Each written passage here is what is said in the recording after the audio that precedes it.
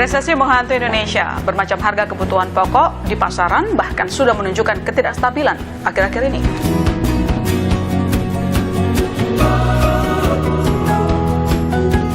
Belum lagi ancaman krisis energi global yang turut membuat naiknya harga minyak dunia.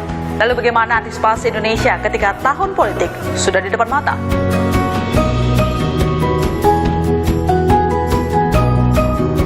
Kita simak analisa, data dan fakta yang ada bersama tamu-tamu saya malam hari ini di Titik Pandang Kompas TV.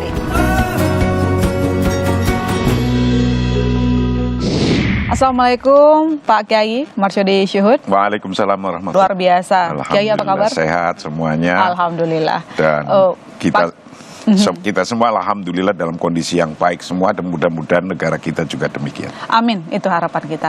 Pak Kiai, memasuki tahun politik gitu ya.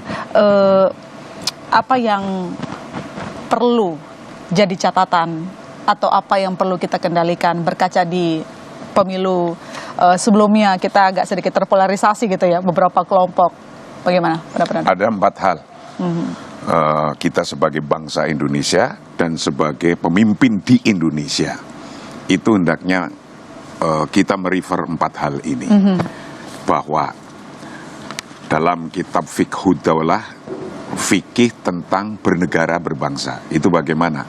As-siyasah hiya li-ta'lif, bahwa kebijakan politik, ngurusi politik, dan kita hidup di dalam berpolitik itu ada 4 hal. Yang pertama, li-ta'lifi, untuk mengkomposisikan.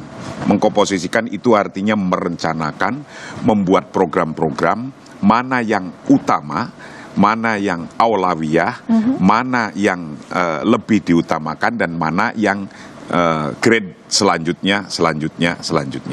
Itu yang pertama. Nah, kalau kita lihat program-program yang utama untuk 2 tahun ke depan ini adalah pemilu, pemilihan umum. Ini yang paling utama. Maka karena ini aulawiyah, karena ini afdoliyah, maka seluruh bangsa Indonesia sama-sama berpikir bersama untuk bagaimana pemilu ini jadi dengan baik, aman, tentram, menghasilkan sesuatu yang tepat untuk bangsanya. Itu namanya lit-ta'lif, untuk mengkomposisikan, untuk membuat target-target, dan untuk membuat rencana yang tepat. Itu yang pertama. Nomor 2, wal jam'i, menyatukan opini-opini. Seperti pertanyaan yang tadi Mbak sampaikan ke saya, di Indonesia kan backgroundnya macam-macam, agamanya beda-beda, ada Islam, ada Katolik, ada Protestan, ada Hindu, ada Buddha, dan selainnya. Begitu pula ketika Rasulullah membuat sebuah negara di Madinah, itu sama. Itu negara Bhinneka Tunggal Ika, negara Madinah, sama dengan negara di Indonesia. Yaitu di negara Madinah ada Islam, ada Nasrani, ada Yahudi, ada Majusi. Nah, inilah kemudian diikat bersama-sama, disatukan. Maka dalam perjanjian Madinah disebutkan waman lahiqa bihim wajahada ma'hum innahum ummatun wahidah.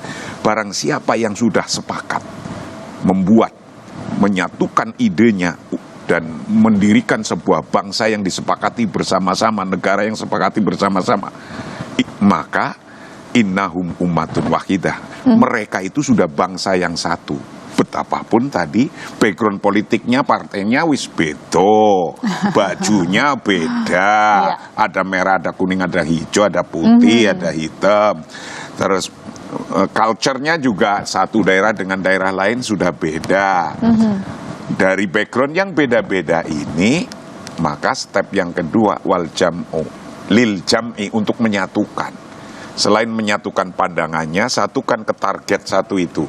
Apa yang sekarang mau lagi bersama-sama kita akan jalankan. Pemilu misalnya, target ke satu itu. Satukan opini, satukan pandangan-pandangan, dan satukan powernya untuk ke situ. Jangan sampai misalnya di dalam situasi yang menurut saya harus bersama-sama disengkuyung, itu ada polemik-polemik Yang polemik-polemik itu harus dikecilkan, volumenya dikecilin. Yang polemik-polemik, yang kira-kira kebijakan nanti akan membuat polemik, kalau bisa ntar dulu dah. Walaupun itu kebijakan benar, kebijakannya, tapi karena kira-kira mengundang polemik yang sangat besar, nanti dulu, ditunda dulu. Yang aulawiyah dulu, yang utama dulu, yang prioritas dulu. Yang belum prioritas ya akan lakukan, tapi nanti dulu. Nah, kebijakan apa kira-kira yang kira-kira akan membuat suatu kegaduhan, akan membuat orang berpikir terpecah-pecah, berbeda pikirannya, itu nanti dulu. Utamakan yang paling prioritas. Nah, itulah nomor 2, namanya lil jam'i, untuk menyatukan. Nah, yang ketiga, programnya sudah ada, sudah dipilih yang prioritas mana, pemilu. Kemudian menyatukan, satukan pikiran-pikiran bangsa ini. Ayo ajak ke situ semua. Yang kira-kira polemik, singkirkan dulu. Baru yang ketiga apa? At-ta'awun, lit-ta'awuni. Lit-ta'awuni itu artinya untuk gotong royong menuju titik itu.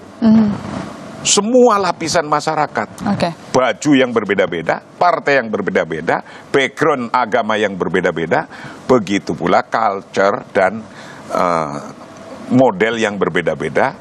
Ta'awun itu akan kelihatan nanti ketika yang berbeda-beda kok mau ta'awun, mau bergotong royong bersama-sama. Oh, ini Indonesia kita yang bagus sekali ini.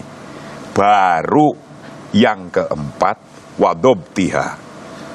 Kita bisa mengontrolnya, pimpinannya bisa mengontrol program tadi, dikontrol, jangan belok-belok, di situ terus, ayo ke situ, jangan ingin itu, disisipkan di tengah-tengah, jangan, karena ini yang sudah disepakati, waman lahiqa bihi majahada mahum, sudah, lanjut aja ini, kita sepakati, kita jalani, lah itu namanya mengontrol. Yang mengontrol tidak hanya pemerintah yang mengontrol, bangsa se-Indonesia pun ikut ngontrol, jangan sampai belok ke kanan, belok ke kiri, tidak boleh ke kanan dan ke kiri. Itu terakhir, intinya. Pak Kiai yakin bahwa di tahun politik, terutama 2023 dan juga puncak 2024 nanti, Indonesia siap menyambut tahun politik yang kondusif? Insya Allah siap. Insya Allah. Yang harus dijaga lagi, karena ini sekarang orang itu dipengaruhi oleh medsos. Ketika kita ngelihat sebuah medsos, baik kita sebagai tokoh agama, leader, atau masyarakat apapun, yang harus diingat satu, laisal mu'min bitto'an walal la'an walal fahish walal badhi. Tidak disebut seorang mukmin kalau orang itu masih suka mencela, masih juga suka melaknat orang, melaknat-laknat, mencela-cela, melaknat-laknat, dan masih juga berbuat yang keji-keji, mengadu domba ini dan itu, dan yang terakhir menyampaikan statement-statement yang tidak mendidik, perang statement. Maka perang statement ini yang terpenting masih di ring persatuan. Ketika di ring persatuan, artinya kita bisa wadobtiha, bisa mengontrolnya bersama-sama. Ngontrol emosi kita, ngontrol keinginan-keinginan kita yang terlalu banyak, tapi ambil saja yang aulawiyah, yang prioritas yang mana, itu yang kita laksanakan untuk hari ini. Beda pandangan boleh ya Kiai, tapi beda disampaikan secara santun. boleh. Beda pandangan boleh. Memang kadang yang menjadi persoalan adalah bukan beda pendapat, tapi beda pendapatan. Tapi beda pendapat. Baik, terima kasih Pak Kiai Marsudi Syuhud telah bergabung, memberikan pandangannya. Semoga kita menyambut tahun politik dengan damai. Semua pihak bekerja sama untuk menjaga ketentraman. Ya, terima kasih. Dan saudara, setelah ini kita juga akan berdiskusi terkait dengan potensi resesi di depan mata. Dan berikut juga ada pendapat yang kami lansir dari kompas.com pada bulan Oktober 2022. Ini anggota Komisi 6 Dewan Perwakilan Rakyat Republik Indonesia, Gede Sumarjaya Linggih, mengatakan pemerintah perlu untuk melakukan antisipasi dini terhadap ancaman adanya krisis pangan di Indonesia. Wakil rakyat yang akrab disapa Demer itu mengaku kondisi ketahanan pangan nasional saat ini tengah menghadapi berbagai tantangan. Kondisi ini tidak bisa dianggap remeh, terlebih dengan adanya potensi resesi global 2023. Di mana kita kutip langsung pernyataan Demer mengatakan Indonesia harus bersiap-siap karena seperti diketahui kita banyak mengimpor, perlu untuk mengantisipasi krisis pangan. Dan untuk membahasnya lebih jauh terkait dengan ancaman krisis pangan dan tentu resesi, saudara sudah bergabung bersama kami di studio ada Bu Siti Zuhro, peneliti ahli utama BRIN. Selamat malam, Bu Siti. Ya, selamat malam. Terima kasih telah bergabung bersama kami dan tentu saja ada Pak Franciscus Welirang dari Ketua Umum Aptindo. Selamat malam, Pak Frans. Malam. Terima kasih telah bergabung. Kita tahu Indonesia ini sebenarnya punya pembukaan yang cukup positif ya. Pertumbuhan ekonomi tahun lalu di angka 5%. Jadi kalau pemerintah katakan kita cukup kebal begitu menghadapi ancaman resesi global. Tapi yang perlu kita perhatikan juga kan adanya krisis pangan begitu. Saya ke Pak Franciscus dulu kalau begitu. Pak Frans, memang kalau kita lihat secara anggaran pemerintah itu cukup tinggi untuk anggaran ketahanan pangan itu 104,2 triliun 2023 begitu. Ada concern lah di situ. Tapi masalahnya sekarang dari setiap kebijakan yang ada sebagai pengusaha begitu, apakah kebijakan-kebijakan yang ada ini bisa menghindar kita dari potensi krisis pangan? Sampai saat ini ada beberapa hal karena Apa yang dilihat itu tentunya dari sudut pertanian, ya kan, krisis pangan, ya. Jadi kebijakan yang ada mekanisasi, ya, dan pembukaan lahan. Jadi ini adalah hal-hal yang mungkin saya quote unquote budget itu kemana, apa dan untuk apa. Okay. Karena satu adalah untuk penanganan pertanian, yang kedua untuk budidayanya, ya, seperti pupuk, ya, benih dan pupuk. Nah, jadi kebijakan untuk yang ada, yang berjalan dari sudut pertanian satu sisi. Saya belum lihat kebijakan di pasca panen. Di pasca panen. Satu, ya kan? Hasil pertanian adalah untuk makanan, penganan. Kalau kita bicara, untuk dia bisa menjadi makanan, kita harus tahu kulinernya, artinya kulinologi. Nah, ini dua yang terakhir. Jadi kalau kita bicara produk pertanian saja, tidak cukup untuk berbicara suatu ketahanan pangan. Mulut manusia ini tidak mudah mau terima apa saja, ya, masaknya. Nah, ini dua yang harus dilihat. Pasca panen lebih erat kepada pertambahan umur simpan. Nah, hari ini petani kita tidak bisa sama sekali, ya, artinya panen, ya dia harus jual. Dia nggak bisa simpan. Tidak berdaulat untuk hal itu. Ya. Baik. Karena apa? Pembeli akan mengatakan segini harganya. Iya. Kamu tidak jual, ya sudah. Gitu. Ya sudah. Ya kan? Jadi dia tidak punya, ya kan, penawaran hak yang kuat menentukan. Baik. Ya kan? Nah, kalau ada pasca panennya, dia lebih punya, merasa aman juga gitu ya, supaya menghindari dari potensi kerugian begitu. Baik, saya ke Bu Siti, kalau menyambung dari kata Pak Franky bahwa seharusnya ada kebijakan di pasca panen, dan tadi juga kalau kita lihat kan ini bersangkutan sekali dengan kemakmuran para petani kalau kebijakan itu ada. Nah, dari pandangan Bu Siti, kebijakan pasca panen yang seperti apa yang kira-kira efektif untuk menjaga kedaulatan pangan, dan apakah itu juga sudah mulai dilakukan oleh pemerintah? Iya, apa yang disampaikan Pak Franky tadi itu menurut saya bagus ya. Jadi ada concern gitu, bagaimana sebetulnya pemerintah itu menunjukkan keberpihakannya. Pemerintah hadir, ya, hadir, Ya, konkret, gitu, ya, dalam memuliakan tentunya para petani kita, gitu ya. Apalagi Indonesia ini kan belum melompat menjadi negara yang berbasis industri, gitu ya. Tidak, masih ke pertanian juga kan, gitu. Nah, tapi ini yang kurang diseriusi. Di Orde Baru termasuk sangat diseriusi. Tapi di Orde Reformasi ini kelihatannya, gitu ya, kita lebih menonjolkan hanya demokrasi yang ternyata juga korelasinya atau dampak-dampaknya ternyata juga belum seluruhnya positif. Oleh karena itu ya memang kebijakan berkaitan dengan ketahanan pangan tadi itu harus dilakukan secara serius ya. Langkah-langkah strategisnya itu juga terbaca dengan sangat jelas gitu.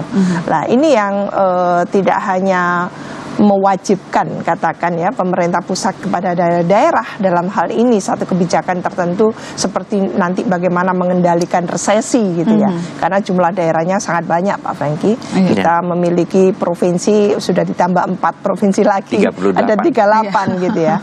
Kabupatennya itu sekitar 415 ya, 516 sama kota. Lah, ya. kotanya 93 ya, gitu ya. Jadi karena karakter kota sama kabupaten itu kan beda. Ya. Nah, dalam konteks itu memang harusnya membangun Indonesia dari daerah. Bahkan kalau diturunkan membangun Indonesia dari desa. Lah, apa konsekuensi logis dari kata membangun Indonesia dari desa atau dari daerah? Itu memang harus ada keberpihakan tadi itu. Kebijakan seperti apa?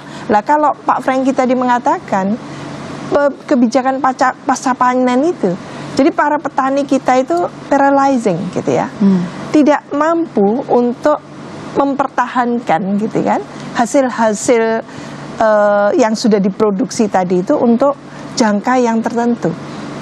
Padahal kehebatan Indonesia untuk kita katakan menuju Indonesia emas 2045 itu adalah ketahanan pangannya yang kokoh. Jadi apa sih bedanya Indonesia dengan Thailand? Thailand itu negara kecil loh dibandingkan Indonesia, tapi provinsinya banyak sekali, 7-8 provinsi gitu kan. Lah, sama-sama karakternya adalah negara tropis, penghasil yang sama sebetulnya, 11-12 lah, tidak jauh gitu. Tapi produksinya kalau kita di luar negeri itu Thailand sangat mengedepan, betul tidak? Itu. Jadi yang kita rasakan luar biasa. Produk-produk Thailand itu, buatan Thailand, apapun yang di Indonesia ada, itu lebih mengedepan Thailand. Lah kalau kita mau belajar gitu ya, kira-kira apa yang dilakukan oleh pemerintah Thailand sehingga gitu ya, produk-produknya itu luar biasa bisa diekspor. Yang saya tahu karena saya pernah di Australia lama gitu ya, itu produk yang dari impor dari Thailand itu banyak sekali, Vietnam juga termasuk gitu kan. Lah kita kalah gitu loh. Lah ini yang mungkin harus dikedepankan oleh Indonesia, tentunya pemerintah Indonesia ya saat ini gitu ya, bagaimana agar ada proteksi terhadap para petani kita. Terus menerus kita menyaksikan satu tayangan yang bahwa di negara Korea Selatan, di Jepang itu petani luar biasa gitu. Bahkan di Australia itu dirangkul betul, diproteksi betul gitu. Jadi menjadi petani itu adalah hal yang sangat mulia dan bukan hal yang remeh-temeh gitu. Lah ini yang mungkin harus membangun ya seiring sejalan dengan kita membangun demokrasi yang intinya kita membangun peradaban. Jadi bagaimana peradaban dari masyarakat sebagian besar kita yang kantong penduduknya ada di desa, di daerah ini betul-betul menjadi fokus yang serius, bukan dipolitisasi gitu ya. Apalagi udah ini tahun politik ini Pak Franky. Tahun 2023 itu betul-betul tahun politik. Ini adalah tahun prakondisi untuk menciptakan pemilu 2024 kita itu akan semakin bagus atau jelek. Nah, ini penentuannya di 2023. Karena modalitasnya ada di sini, prakondisi yang kita bangun ada di sini. Oke, baik. Kalau kita ngomongin soal ekonomi, Pak Frank dan juga Bu Siti, banyak faktor yang bisa mengganggu internal dan eksternal. Kalau eksternal kita lihat lah sekarang kan memang inflasi global tinggi. Indonesia juga beberapa kali BPS catat inflasi kita sangat tinggi dan cukup diantisipasi. Presiden juga selalu menghimbau bagaimana supaya menjaga inflasi tinggi begitu. Tapi di internal kita kembali tadi soal kebijakan politik jangan sampai salah begitu kan. Pak Frank, salah satu komoditas impornya Indonesia kita bergantung ke gandum begitu ya. Nah sejauh ini Pak Frank kita ingin tahu bagaimana stok yang ada karena kita mayoritas masih impor begitu. Lalu sejauh ini biasanya adakah sesuatu yang menyulitkan lah saya katakan pengusaha ketika ingin melakukan impor gandum karena mau nggak mau kita masih impor untuk menyandarkan pada tani Indonesia kayaknya masih jauh ya Pak. Ya, saya kira ada beberapa hal. Jadi kita memang 100% impor gandum. Nah itu dia. Walaupun di Indonesia ada tanam gandum itu, ya. Jadi di Salatiga maupun di Nongko Jajar itu ada petani yang menanam gandum. Kuncinya benih. Ya, jadi itu satu sisi. Kalau ditanyakan stok, di tahun 2022 sesuai dengan perkiraan ya bahwa memang gandum atau terigunya juga pasar nasionalnya turun 4,5%. Okay. Persis kurang lebih seperti apa yang terjadi di tahun 2006-2008. Okay. Di mana harga gandum tinggi. Ya. Itu satu sisi. Kalau kami coba menata semua stok posisi impor hari ini 1,5 bulan kontinu standar di industri terigu dan di anggota-anggota kami. Ya, jadi untuk supply permintaan pasar yang ada, industri sudah lebih siap menghadapi karena kami punya data adalah 20 tahun. Trennya kami tahu. Oke. Nah, 5 tahun terakhir itu CAGR-nya cuma 1,2%. Kalau kita lihat 5 tahun terakhir. Jadi di dalam itu ada perjalanan dan untuk di asosiasi khusus untuk gandum kami ikuti terus setiap bulan posisi importnya kita tahu, datanya ada, ya kan? Kondisi berapa besar pasar kita tahu. Saya kira untuk ke depan itu cukup. Aman. Tapi kalau cukup impor, cukup impor. Tapi selama ini kalau untuk proses impornya tidak ada yang sulit, Pak Frank, atau ada kebijakan yang cukup? Tidak ada aturan kebijakan dari pemerintah yang menghambat. Tidak ada. Tidak ada. Itu satu sisi yang baik. Dan di tahun 2022 juga impor gandum Indonesia itu juga turun. Cukup drastis. Saya punya pertanyaan terakhir, tapi ini singkat saja Pak Franky dan juga Bu Siti. Dampak dari pandemi belum selesai, sebenarnya kita masih berusaha untuk bangkit. Lantas kebijakan politik yang pas, yang kondusif seperti apa yang perlu diambil oleh pemerintah dan juga yang mendukung dunia usaha? Mungkin dari Pak Franky dulu, silakan. Kalau saya ditanyakan hal itu, biasanya ya harusnya ekonomi dan politik itu di-coupling. Bisa kita melihatnya. Ini kesadaran. Karena begitu kita bicara ekonomi, juga kita bicara kehidupan. Ya, di dalam posisi itu. Saya coba melihat, ya kan, simple. Harusnya petani itu semua bersatu. Jangan pecah-pecah. Mereka harus bersatu dalam, kalau mereka menginikan KUD, ya berkooperasi. Ya, seperti sapu lidi yang banyak itu menjadi satu, kuat. Tapi kalau sudah sehubungan dengan politik, silahkan masing-masing pilihan. Saya punya UKM. mereka semua bersatu. Oke. Tapi kalau politik mereka biasa, hak pilih masing-masing. Nah, semoga kesadaran hal itu penting ini di masyarakat kita juga, ya kan? Nah, sehingga ekonomi akan berjalan terus, ya kan? Ya, dengan segala tantangan yang ada. Mengapa? Saya lepaskan ya, karena agenda politik itu ada. Secara ekonomi kita juga dalam masa perubahan, Transisi. ya kan?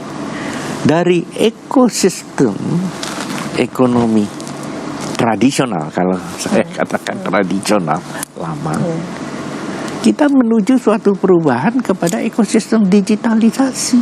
Oke. Modern. Ya, ingat bahwa generasi Y dan Z kita itu sudah besar. X itu 67% kalau nggak salah. Oke. Ya.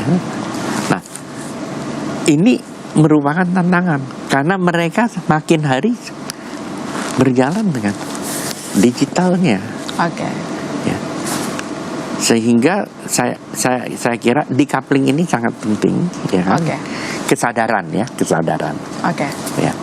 Saya kira itu yang saya melihat, sehingga aktivitas ketahanan pangan juga, ya kan, Berjalan dengan baik. bisa berjalan untuk kepentingan nasional. Jangan sampai itu dimanfaatkan, gitu ya. dicampur aduk. Baik. Saya kira itu penting. Terima kasih Pak Franky. Kalau dari Bu Siti, singkat saja, Bu. Iya, Kebijakan politik yang menurut pas. saya memang karena pemilu itu usernya itu atau pesertanya itu kan partai politik ya. Jadi kita butuhkan political commitment ya, dan law enforcement yang sangat ini ya, yang sangat konkret gitu. Kita mintakan partai-partai politik sebagai peserta pemilu dan yang sudah dilindungi oleh tentu konstitusi kita, itu partai itu luar biasa itu. Maka punyalah tanggung jawab moral gitu ya untuk menyukseskan pemilu dengan menopang tentunya mendukung gitu pada satu situasi politik yang kondusif gitu ya. Bagaimana mencerdaskan masyarakat, memberikan literasi politik kepada masyarakat gitu, supaya masyarakat menjadi lebih matang, lebih dewasa dan tidak terprovokasi. Jangan meletupkan gitu ya isu-isu yang menjadi komoditi politik yang menyesatkan itu. Itu bahaya sekali menurut saya. Sudah tinggalkan yang nama politisasi identitas, politisasi agama, sara, itu sama sekali nggak berguna. Merugikan kita semuanya gitu. Ya, yang ini yang harus digantikan oleh inovasi-inovasi baru. Tadi itu disebutkan ini kita sudah era digital, eranya bonus demografi gitu ya. Pemilihnya nanti sekitar hampir 60% itu adalah orang muda di bawah usia 40 tahun. Maka memang tidak ada pilihan lain kecuali bagi Indonesia adalah melakukan inovasi itu, menghadirkan kebaruan, transformasi yang konkret gitu ya, yang nantinya generasi muda itu melakukan estafeta yang jauh lebih bagus. Jadi kita harus menerjemahkan, memaknai pemilu yang akan datang yang kita awali mulai tahun 2023 ini adalah sebagai satu tatanan yang membuat kita take off gitu ya, take off untuk meninggalkan yang jelek, tapi kita menyongsong yang jauh lebih berkualitas. Oke, kita sama-sama harusnya tahu prioritas utamanya apa. Untuk kegaduhan tolong nanti dulu, karena kita punya isu nasional bersama-sama bagi kesejahteraan bangsa juga begitu. Terima kasih Pak Franciscus Welirang, Ketua Umum Aptindo, telah memberikan pandangannya, dan juga Bu Siti Zuhro, peneliti ahli utama BRIN. Terima kasih Bu. Harapan kita sama, semua harus bekerja sama untuk menciptakan kesejahteraan bersama. Dan saudara, saya tutup titik pandang. Saya masih Tarigan. Sampai jumpa.